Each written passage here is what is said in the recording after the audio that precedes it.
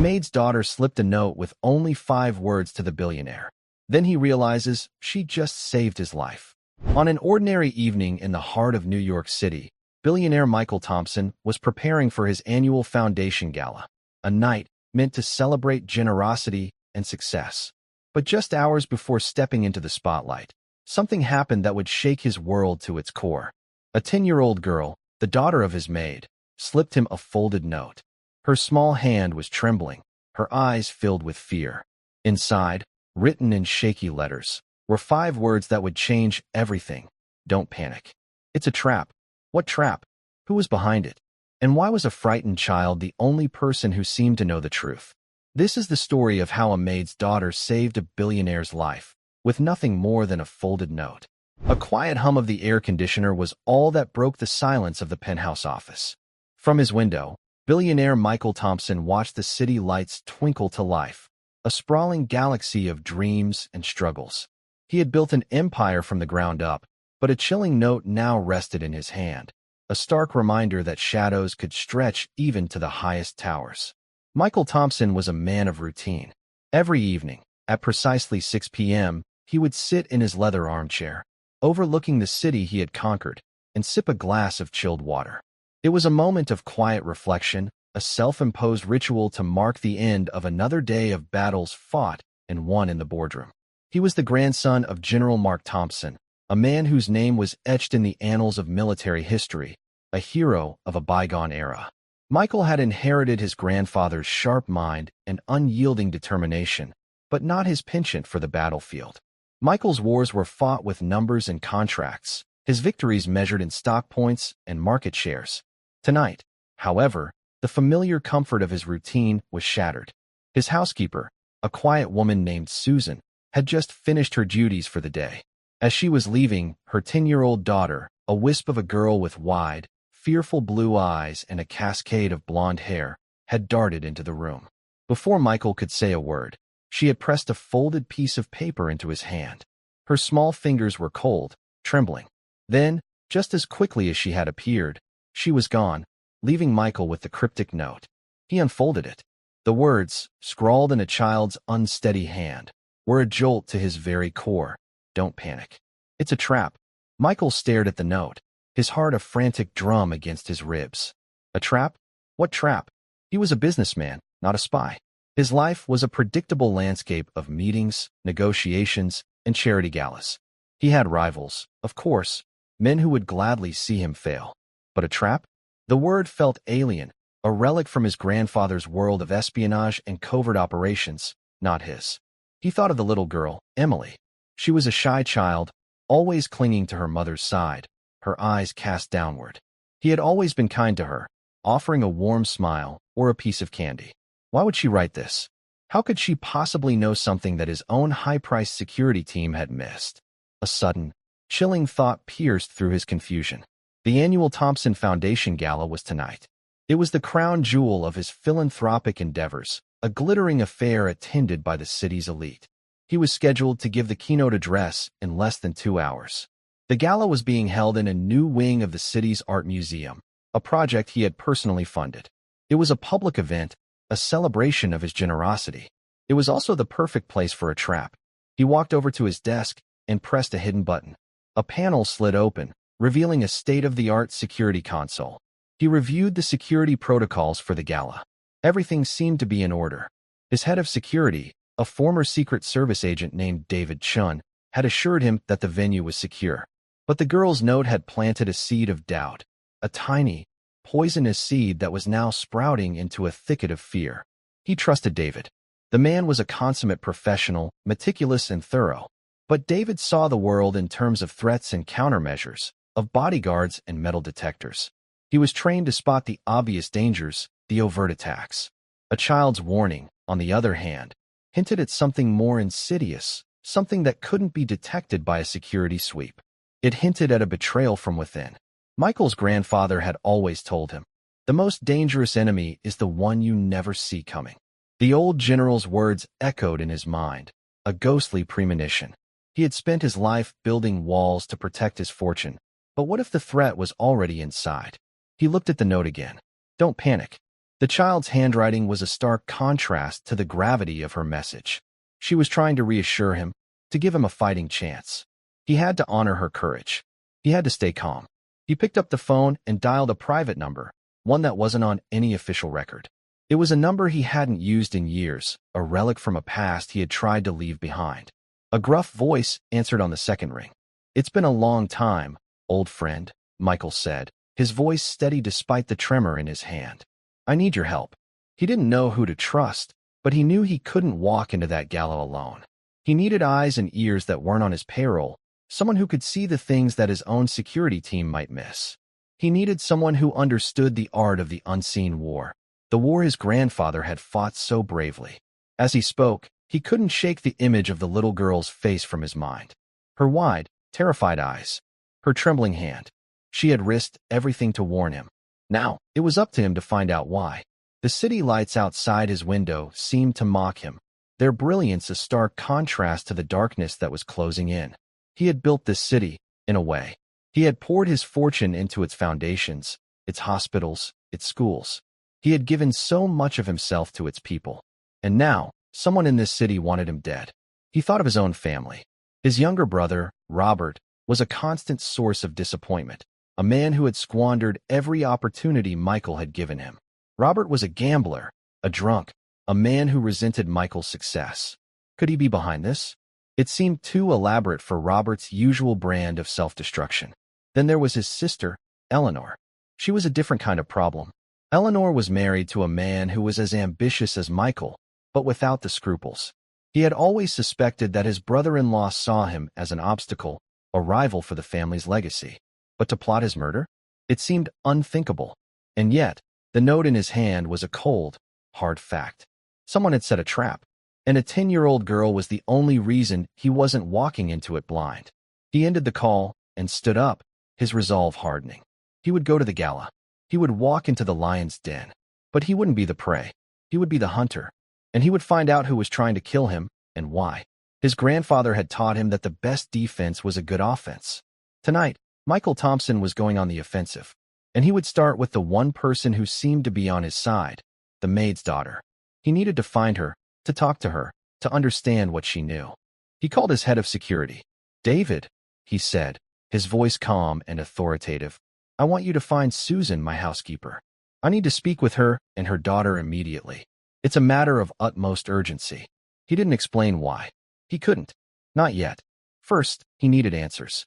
And he had a feeling that the key to his survival was locked in the mind of a little girl with blonde hair and terrified blue eyes. The clock on his desk ticked ominously, each second a countdown to a fate he was now determined to rewrite. He smoothed out the child's note and placed it in his pocket, a talisman against the encroaching darkness. He was Michael Thompson, the grandson of a hero, and he would not go down without a fight. David Chun was a man who rarely showed surprise.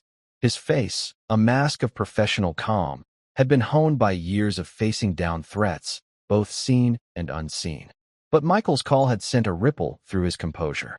The request to find the housekeeper and her daughter, delivered with such quiet urgency, was a deviation from the meticulously planned script of the evening.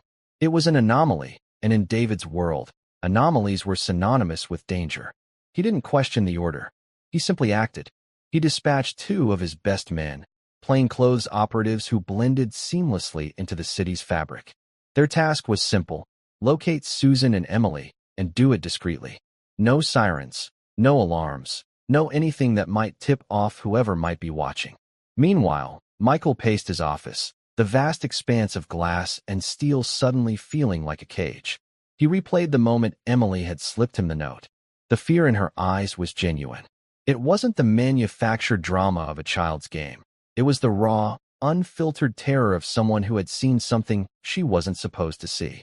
His mind raced through the possibilities. Who could have access to his life, his home, his schedule, in a way that would allow them to set such an intimate trap? The circle of trust he had built around himself was small, fortified by layers of security and loyalty oaths. Yet, the note suggested a breach, a serpent in his gilded garden. His private line buzzed, startling him. He snatched the phone. "Yes, I'm here," the gruff voice from earlier said. "Basement level. Service entrance. I'm on my way," Michael replied, a wave of relief washing over him. He took the private elevator, a silent steel capsule that descended deep into the skyscraper's belly. The man waiting for him was the antithesis of the polished world Michael inhabited. He was of average height and build, with a face that was easily forgettable, the kind you wouldn't look at twice in a crowd.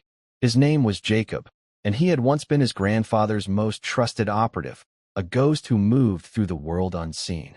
After the general's death, Jacob had disappeared, melting back into the shadows from which he had come. "Jacob," Michael said, extending his hand. Jacob's grip was firm, his eyes sharp and assessing, missing nothing. "You look like your grandfather when he was worried," he said, his voice a low rumble. "What's the situation?" As they ascended back to the penthouse, Michael explained everything. The note, the gala, the gnawing suspicion that someone close to him was orchestrating his demise. Jacob listened without interruption, his expression unreadable. When Michael finished, Jacob walked to the window, his gaze sweeping over the cityscape. "A child's warning," Jacob mused, more to himself than to Michael. "The oldest trick in the book. No one ever suspects the child. They are invisible, their words dismissed as fantasy." He turned back to Michael. "This trap, it's not about brute force. It's about precision. They want to make it look like an accident, something that won't raise suspicion." Just then, David Chun entered the office. He gave Jacob a curious, professional glance before addressing Michael. "Sir, we found them. Susan and her daughter are at a bus station downtown.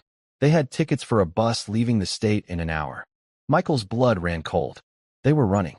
Susan, his quiet, unassuming housekeeper, was trying to flee the city with her daughter. This was more serious than he could have imagined. "Get them here. Now," he commanded. "Use a discreet vehicle. No one sees them coming in or out." "And David," Jacob added, his voice soft but carrying an undeniable authority, "have your men check their luggage. Carefully. See if they're carrying anything they shouldn't be." David nodded, his professional respect for the unknown man evident. He understood the subtext. Were they fleeing, or were they being sent away? The wait was agonizing. Michael felt like a passenger in his own life, the events unfolding around him with a terrifying momentum. Jacob, in contrast, was a picture of calm. He moved about the office, examining the security features, the entry points, the lines of sight. He was like a predator mapping out its territory, his senses attuned to the slightest hint of danger. Finally, David returned. "They're here, sir, in a secure waiting room downstairs." "And their luggage?" Jacob asked. "Clean," David replied. "Just clothes and a few personal items." "But the girl, Emily, she was clutching this." He held up a small, worn teddy bear. "She wouldn't let it go." Jacob took the bear, his large hands surprisingly gentle. He examined it for a moment, his fingers probing its seams. Then, with a small, sharp twist, he opened a hidden compartment in the bear's back. Inside was a tiny electronic device, a listening bug, no bigger than a fingernail. The silence in the room was deafening. The implications of the discovery were staggering. Someone had not only been spying on Michael, but they had used a 10-year-old girl, an innocent child, as their unwitting pawn. They weren't just running, Jacob said, his voice grim. They were being tracked. Michael felt a surge of cold fury. This was no longer just about a business rivalry. This was about a level of cruelty and manipulation that he had never encountered before. To use a child in this way was monstrous. "I need to talk to her," Michael said, his voice tight with a mixture of anger and concern. Alone, he found Emily and her mother in a small, windowless room, huddled together on a couch. Susan's face was pale, her eyes red-rimmed from crying. Emily was a small, trembling figure, her arms wrapped tightly around her mother. Michael knelt in front of them, his voice gentle. "Emily," he said, "I'm not angry. I just need you to tell me what happened. You were very brave to give me that note. You did the right thing." The little girl looked at her mother, who gave a slight, hesitant nod. Emily's voice was a barely audible whisper. "He told me to," she said. "Who did, sweetheart?" Michael asked. "The man," she whispered, her eyes filling with fresh tears. "The man who came to our apartment. He said if I didn't give you the note, he would hurt my mommy." The cold fury in Michael's chest turned to ice. He had underestimated the depravity of his enemy. This wasn't just about killing him. It was about terrorizing innocent people to achieve their goal. "What did this man look like, Emily?" he asked, keeping his voice calm, trying not to frighten her further. "He was smiling," she said, a shiver running through her small body. But his eyes weren't. They were scary. The description, vague as it was, sent a chill down Michael's spine. It was a detail that a child would notice, the dissonance between a feigned smile and cold, predatory eyes.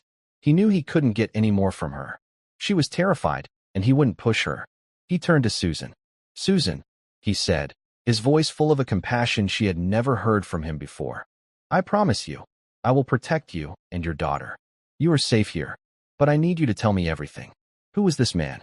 Susan broke down then, her sobs racking her body. Through her tears, she told him a story that made his blood run cold. The man had approached her a week ago. He knew where she worked, where she lived, where Emily went to school. He had offered her money, a life-changing amount, to plant the listening device in his office. He had told her that Michael was a dangerous man, a criminal, and that she would be helping to bring him to justice. She had refused. But then he had shown her pictures. Pictures of Emily playing in the schoolyard, of Emily walking home, of Emily sleeping in her bed. The message was clear: do as you're told, or your daughter will pay the price. "He told me to give Emily the note today," she sobbed. "He said it was part of the plan. A way to make you feel safe. To make you think you had a secret ally." Michael finally understood. The note wasn't a warning. It was a misdirection. A piece of psychological warfare designed to make him feel a false sense of security, to make him lower his guard. The real trap was still waiting for him at the gala, and he was walking right into it. He looked at the little girl, her face buried in her mother's side. She had been a pawn in a deadly game, a game she couldn't possibly understand. And yet, in her own innocent way, she had saved him. Her fear, her trembling hand, the genuine terror in her eyes, that's what had alerted him that something was truly wrong. A professional operative would have delivered the note with a steady hand and a convincing performance. But a terrified child couldn't hide her emotions. Her fear had been the one thing the mastermind behind this plot hadn't counted on. He stood up, his mind clear, his purpose solidified. "Jacob," he said, speaking into his watch, "get them to the safe house. The one my grandfather used. No one knows about it. Keep them there until I say otherwise." He turned back to Susan. "You did the right thing by telling me," he said. "Now, let me do the right thing by protecting you." As he left the room, he could feel the weight of the evening pressing down on him. The gala was in less than an hour. He was walking into an ambush, but now, at least, he knew the lay of the land. He knew his enemy was ruthless, cunning, and hiding in plain sight. He also knew that he had an unexpected ally in a 10-year-old girl with blonde hair and a teddy bear. And for the first time that night, he allowed himself a small, grim smile. His grandfather had always said that courage came in all sizes. Tonight, he had seen the truth of that old adage with his own eyes. The game was afoot, and Michael Thompson was ready to play. The ride to the museum was a silent, tension-filled journey through the city's glittering veins. Michael sat in the back of his armored town car, the familiar luxury of the leather seats offering no comfort. Beside him, Jacob was a statue of calm, his eyes scanning the traffic, the pedestrians, the city's nightly rhythm, searching for anything out of place. The city Michael had always seen as a testament to his success now felt like a hunting ground, and he was the quarry. "They'll be watching for your reaction when you see them," Jacob said, his voice a low murmur that barely disturbed the quiet hum of the car. "The people behind this. They'll be at the gala. They'll want a front-row seat to see their plan unfold." "My family," Michael said, the words tasting like ash in his mouth. "It has to be one of them. No one else has the access, the knowledge, or the motive," Jacob finished for him. "Legacy, jealousy, greed. They're the oldest motives in the book." He looked at Michael, his gaze direct and unflinching. "Your grandfather used to say, you can't choose your family, but you can choose who you trust. Tonight, you trust no one but me and Chun." David Chun was already at the museum, coordinating his team. He had doubled the security detail, but with a quiet efficiency that wouldn't raise alarm.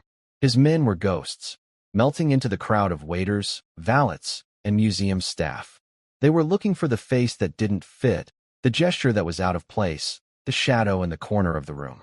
As they pulled up to the grand entrance, a throng of photographers and reporters surged forward, their flashes like a sudden burst of lightning. Michael stepped out of the car, forcing a smile that felt brittle and foreign on his face. He was a man playing a part, the benevolent billionaire, the city's favorite son. But beneath the mask, his senses were on high alert, every nerve ending screaming with a primal instinct for survival. Jacob exited from the other side, a nondescript man in a well-tailored but unremarkable suit. He was Michael's business associate, a face no one would remember, which was precisely the point. While Michael drew the attention of the crowd, Jacob's eyes were already scanning the rooftops, the windows of the surrounding buildings, the faces in the crowd. The gala was in full swing.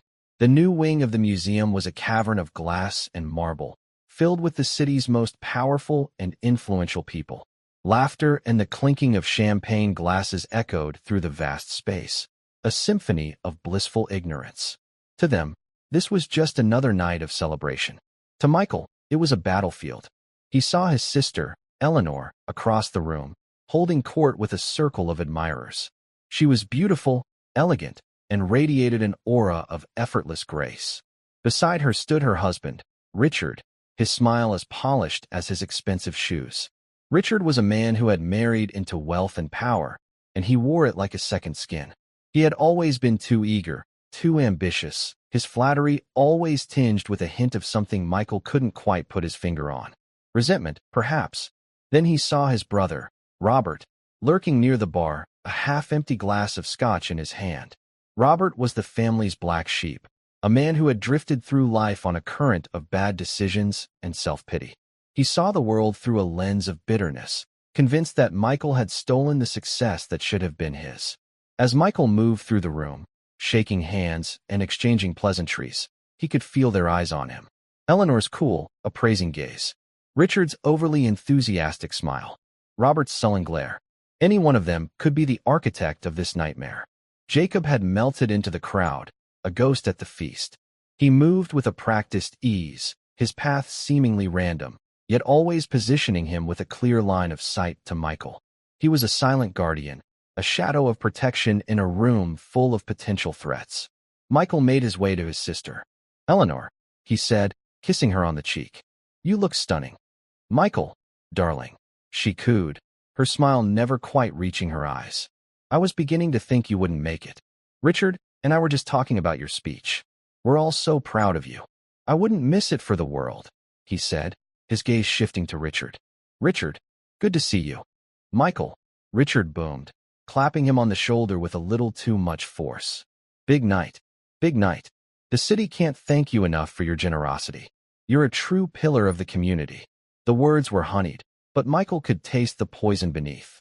Richard had recently suffered a massive loss on a risky investment, a fact Michael knew from his private financial reports. He was a desperate man, and desperate men did desperate things. He excused himself and moved towards the bar, towards his brother. Robert didn't bother with the pretense of a smile. Well, he slurred, his words thick with alcohol and contempt. "Look who it is. The man of the hour. Come to bask in the glow of your own magnificence." "Robert," Michael said, his voice low and even. "Don't do this. Not tonight." "Oh, I wouldn't dream of spoiling your big party," Robert sneered. "After all, I'm just the embarrassing little brother, right? The failure. The one you have to bail out of trouble every other week." The raw, undiluted hatred in his brother's eyes was like a physical blow. Robert was drowning in debt, his life a chaotic mess of his own making. He blamed Michael for everything, for his own weaknesses, for his own lack of ambition. He was a man with nothing to lose, and that made him dangerous. As he turned away from his brother, a waiter approached him, offering a glass of champagne from a silver tray. Michael was about to take it when he saw a subtle, almost imperceptible shake of the head from Jacob, who was standing across the room, seemingly engrossed in a conversation.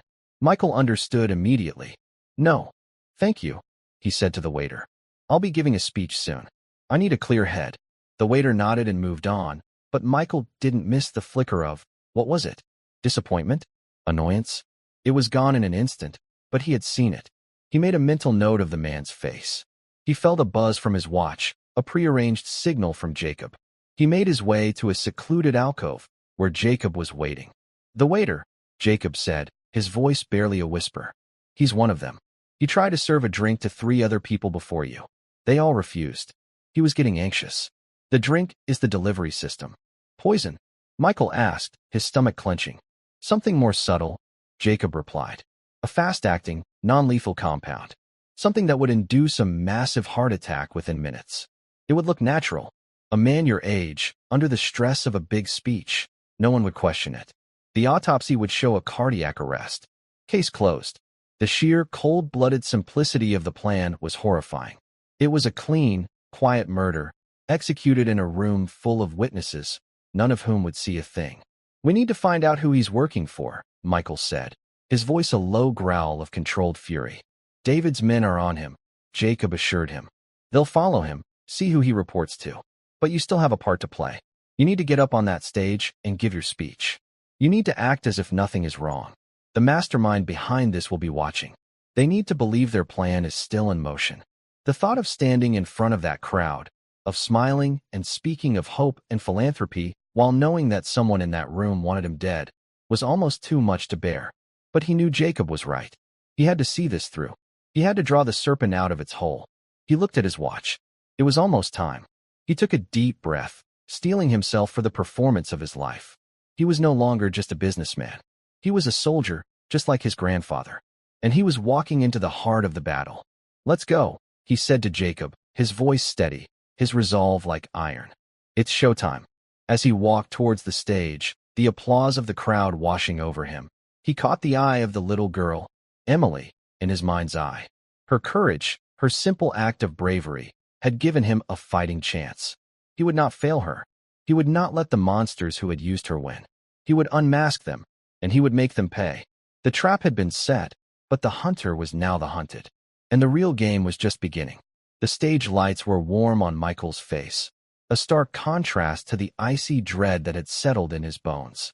He stood at the podium, a sea of faces looking up at him, their expressions a mixture of admiration and expectation. He saw them all, the business leaders, the politicians, the artists, the socialites.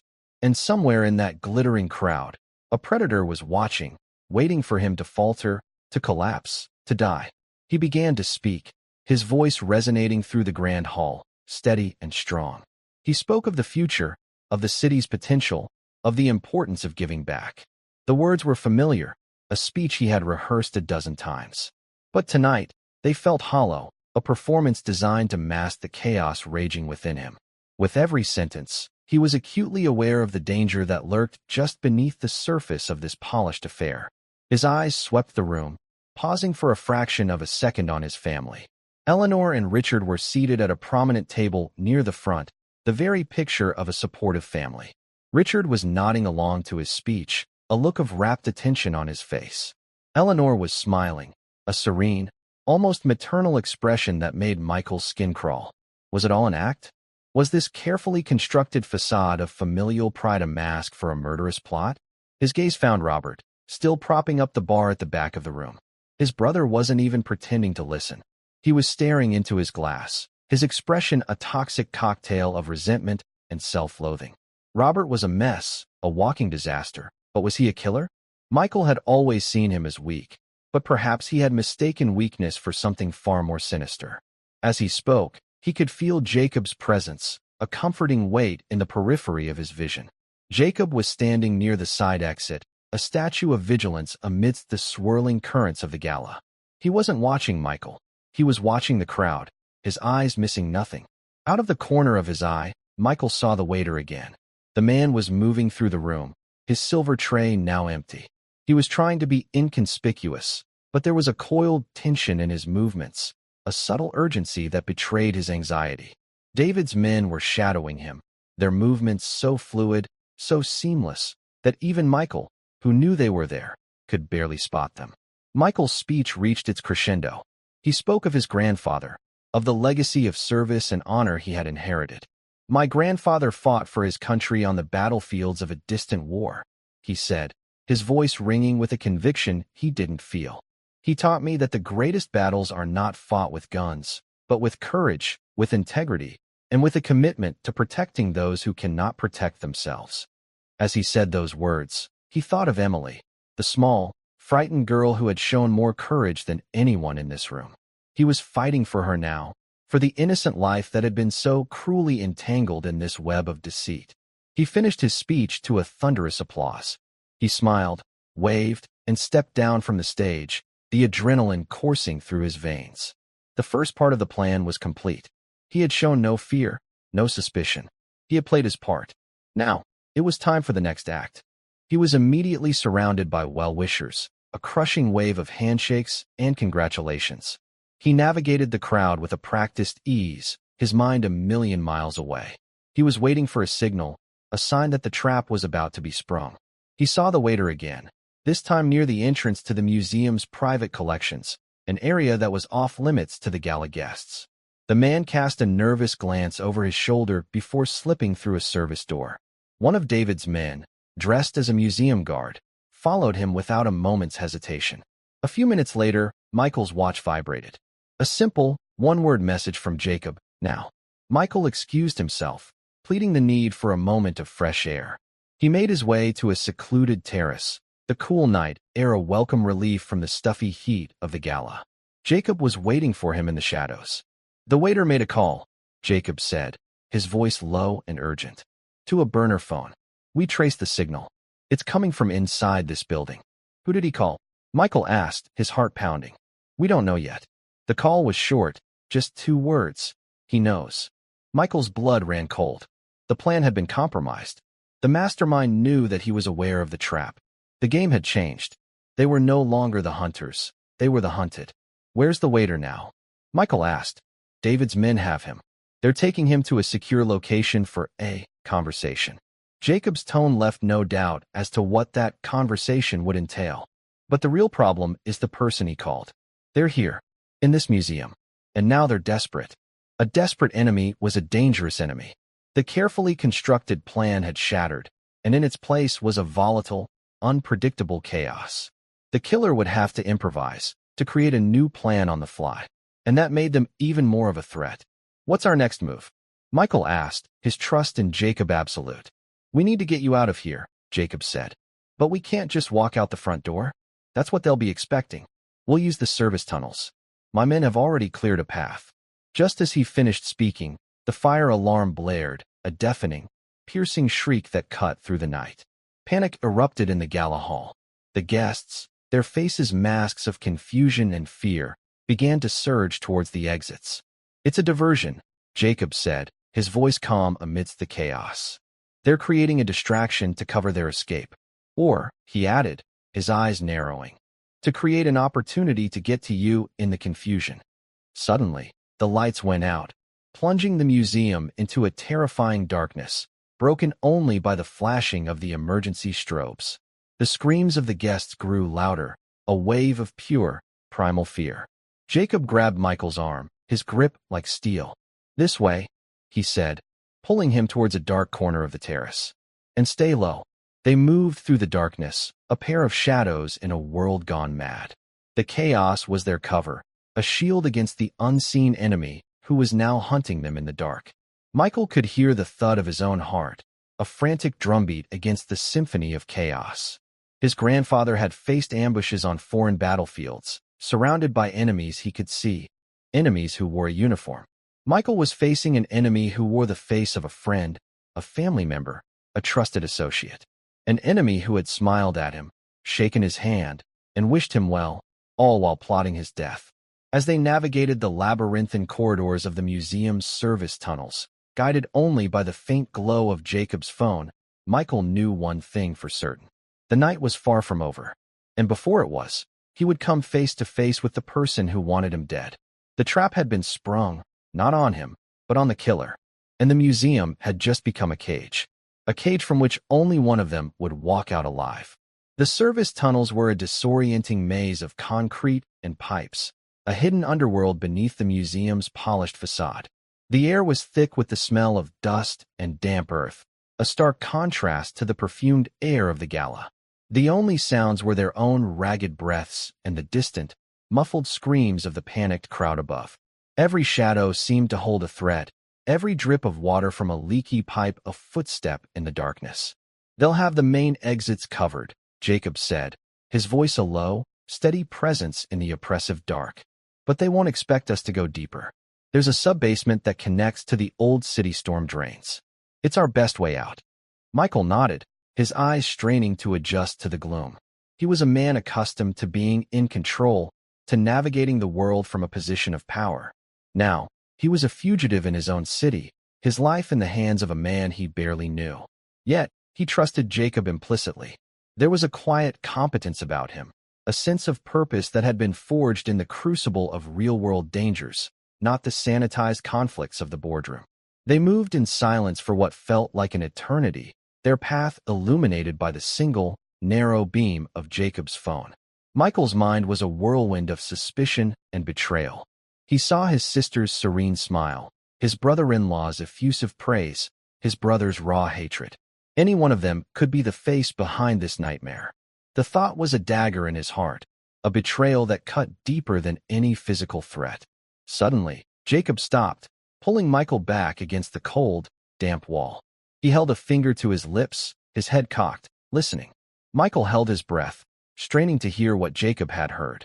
And then he heard it, a faint, scraping sound, coming from somewhere ahead of them in the tunnel. It was the sound of a footstep, hesitant and furtive, but undeniably there. Someone was in the tunnels with them. Jacob extinguished the light on his phone, plunging them into an absolute, suffocating blackness. The scraping sound grew closer. Michael's heart hammered against his ribs. This was it. The confrontation he had been anticipating, the moment when the faceless enemy would finally reveal itself. He could feel Jacob shifting beside him, his body coiled like a spring, ready to strike. The air crackled with a silent, deadly tension. The footsteps stopped just a few feet from where they were hidden. Michael could hear the faint sound of breathing, the rustle of clothing. The unseen person was so close, he could have reached out and touched them. The seconds stretched into an eternity. Michael's mind raced. Who was it? Richard, his brother-in-law, his ambition curdled into a murderous rage? Robert, his brother, finally pushed over the edge by a lifetime of resentment? Or someone else entirely, a pawn in a larger game, a hired killer sent to finish the job? Then, a new sound broke the silence. The click of a hammer being pulled back on a gun. The sound was unervingly loud in the confined space, a final, chilling note in the symphony of the night. Just as the unseen assailant was about to make their move, Jacob exploded into action. He moved with a speed and precision that was astonishing for a man his age. There was a blur of motion in the darkness, a grunt of surprise, a sickening thud as a body hit the concrete floor. Then, silence.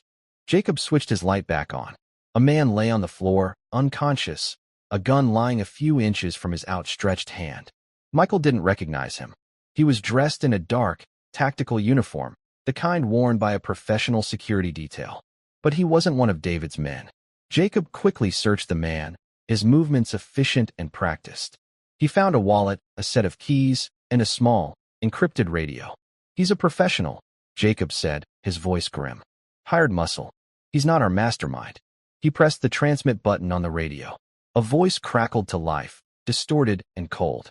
Report. Is it done? Jacob didn't answer. He crushed the radio under his heel, the sound of splintering plastic echoing through the tunnel. They're getting desperate, he said, looking at Michael. They sent a cleaner to finish the job. That means they're losing control. And that makes them even more dangerous. They left the unconscious man in the darkness and continued on their way, the sense of urgency now more palpable than ever. They were no longer just evading a threat. They were actively being hunted. They finally reached the sub-basement, a vast, cavernous space filled with the forgotten relics of the museum's past. Dust-covered crates and sheet-draped statues stood like silent sentinels in the gloom. In the far corner of the room, a large, iron grate was set into the floor. The storm drain, Jacob said, prying the grate open with a crowbar he had retrieved from a nearby toolkit. It will take us a few blocks away, to a place where David's men can pick us up. As Michael was about to climb down, his phone buzzed. It was a text from David. We have the waiter. He's talking. The poison was supplied by a shell corporation. We're tracing the ownership now. But there's something else. The fire alarm. It wasn't just a diversion. It was a trigger. A trigger for what? Michael texted back. The reply came a few seconds later, and the words made his blood run cold. For the C4. What's C4? Michael typed, his hands trembling. There are explosives planted in the foundation of the new wing. The wing you're in. The whole place is rigged to blow. The fire alarm was supposed to be the trigger, but it seems to have malfunctioned. But he said there's a secondary trigger, a remote detonator.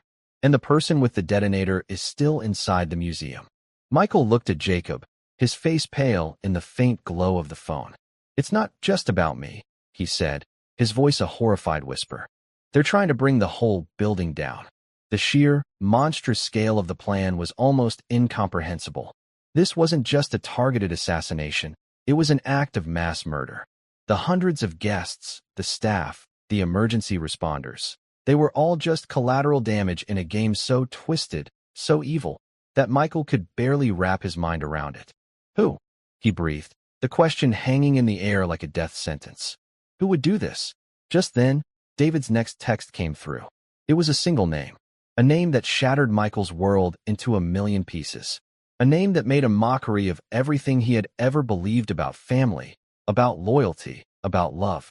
The name was Richard, his brother-in-law. And with that name came a final, chilling piece of information. He's not alone. He's with Eleanor. And they have the detonator. Michael stared at the phone, the words blurring through a haze of disbelief and horror. His sister, his own sister, was trying to kill him, was willing to sacrifice hundreds of innocent lives to do it.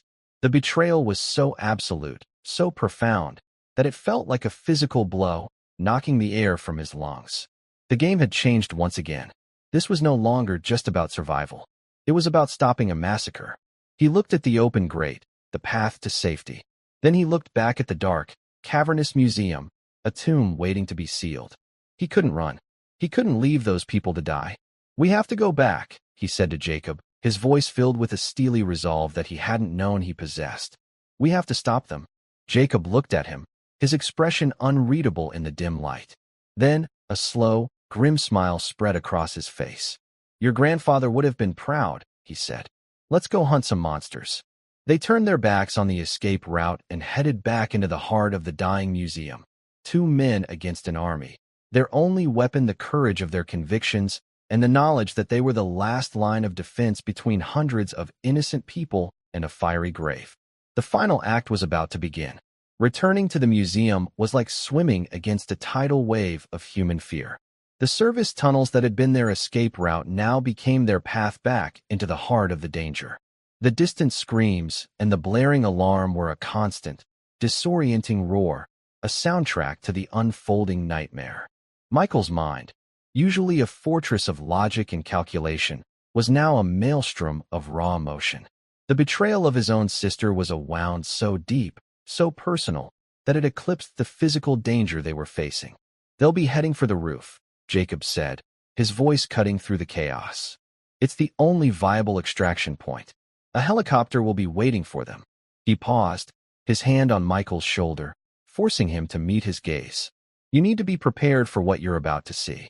They won't listen to reason. They've crossed a line from which there is no return. Michael nodded, his jaw tight. He understood. The sister he had grown up with, the woman he had protected and provided for, was gone. In her place was a monster, a stranger with his sister's face. They emerged from the service tunnels into the main hall, a scene of utter pandemonium. Shards of glass from shattered champagne flutes littered the marble floor. Overturned tables and discarded shoes were scattered like the debris of a shipwreck. The air was thick with the acrid smell of smoke from a small, contained fire that the sprinklers were now dousing, adding to the chaos by sending arcs of water across the room. The remaining guests were being herded towards the exits by the museum's security staff and David's men, their elegant evening attire now disheveled, their faces etched with panic. Amidst the chaos, Michael saw a clear path to the grand staircase, the most direct route to the upper floors and the roof. As they started to move, David's voice crackled in Jacob's earpiece, which he had now shared with Michael. We have a visual. They're on the 3rd floor, in the antiquities wing. They're not heading for the roof. They're heading for the vault. The museum's vault was a state-of-the-art facility, designed to protect priceless artifacts from theft, fire, and even a direct bomb blast. It was a fortress within a fortress. Why the vault? Michael asked, his voice barely a whisper. It's the perfect bunker, Jacob replied, his mind quickly piecing together the puzzle. They can detonate the explosives from there and ride out the blast. When the dust settles, they'll be the sole survivors, free to walk away with whatever they've stored inside. It was a plan of breathtaking audacity and chilling cruelty. They weren't just trying to kill him. They were planning to erase him, his legacy, and anyone associated with him, all while ensuring their own survival. They took the stairs two at a time, their movements a stark contrast to the slow, panicked shuffle of the crowd. They were two men moving against the current, their purpose clear and unwavering. The Antiquities wing was eerily quiet, the alarms and screams of the crowd below now a distant, muted roar. The priceless artifacts of ancient civilizations stood in their glass cases, silent witnesses to a modern act of barbarism. And at the far end of the hall, the massive, circular steel door of the vault stood ajar. As they approached, a figure stepped out of the shadows. It was Richard, his face a mask of triumphant rage. He was holding a small, black device in his hand, the detonator. "Michael," he said, his voice dripping with a venomous satisfaction. "So glad you could make it. I was hoping you'd be here to see this." The grand finale of the Thompson legacy. Behind him, Eleanor emerged from the vault. Her beautiful face was twisted into an expression of cold, reptilian fury. She looked at Michael not as a brother, but as an obstacle, an inconvenience that was about to be removed. "It didn't have to be this way, Michael," she said, her voice devoid of any emotion. "If you had just been more generous. If you had just given Richard what he deserved." "What he deserved?" Michael repeated, his voice incredulous.